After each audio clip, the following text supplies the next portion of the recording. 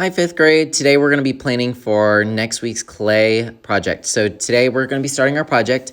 I want you to get an idea of what you're going to create. You're going to be creating a bobblehead. So that's one of those things where, there's a little head and it bounces around and it's kind of like a toy.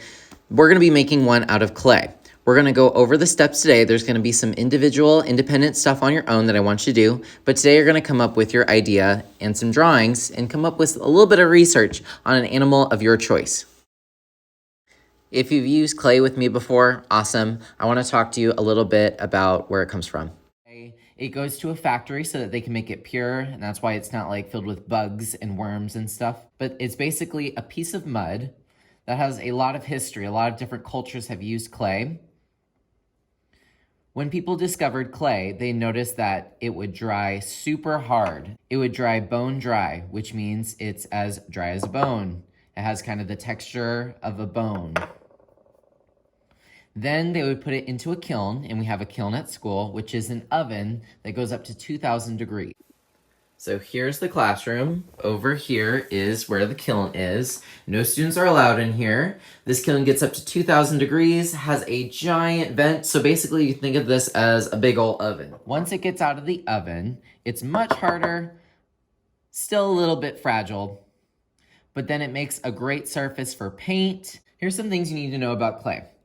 Clay is really good at absorbing water. When we work on this next week, you're gonna have a little bit of water and you're gonna need to use it to kind of form your clay. If it ever gets dry, just add more water.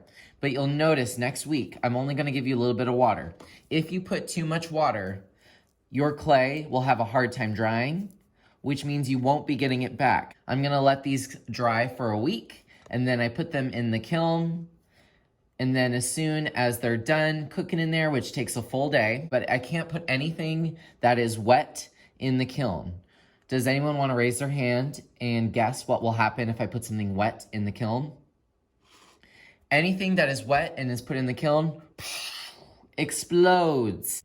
One thing that makes natural clay different from the clays that we have right here that are man-made is that you have to slip and score. Raise your hand if you know what slip and score means. They had to slip and score teeth and ears.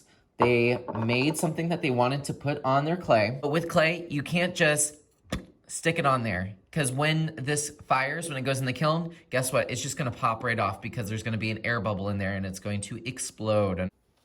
If I want to attach something onto this piece and I don't want it to fall or break off, you're going to have to score it. Score it means you're taking something like this plastic needle here, and I'm just drawing little marks, little tallies in different directions. I'm also going to draw marks and tallies on the thing that I want to attach. This will connect the two pieces a little bit better and there's less chance of an air bubble. But now we need to add slip. Slip just means clay and water. It means adding water to the clay. So I'm going to take my finger, put it into the water, and add some little bits of moisture to the piece I'm going to attach. And I have to add water to the spot where I want to attach and push. I'm not done yet. Then I take my finger and I'm smoothing the edge. Alrighty, fifth grade. If you could please go to Art at Home, fifth grade, and then go to classwork and give me a thumbs up, that would be perfect. All right, so now I'm gonna go over the directions for today. Some of it's gonna be on your own. There is a video I want you to watch on your own that will explain everything, because everyone's gonna do something different for this project. I want you to take this project slow, think about your idea for today, that way you're ready for next time. This can be one of the hardest projects, but that's why I let fifth grade do it, because I think that y'all are ready. If you go to week 28, there's gonna be two things inside. One of them is your 1, 2, 3, of course, and then on the right, at least for me, sometimes it's on the bottom for you, it says animal research, and it should have your name on it. This is where you're going to upload your animal that you've chosen. You're gonna tell me a little bit about it. And of course, I want you to sketch out what it's gonna look like, just in case there's something where I need to be concerned about, and I will try my best to help you and let you know what I think you should do.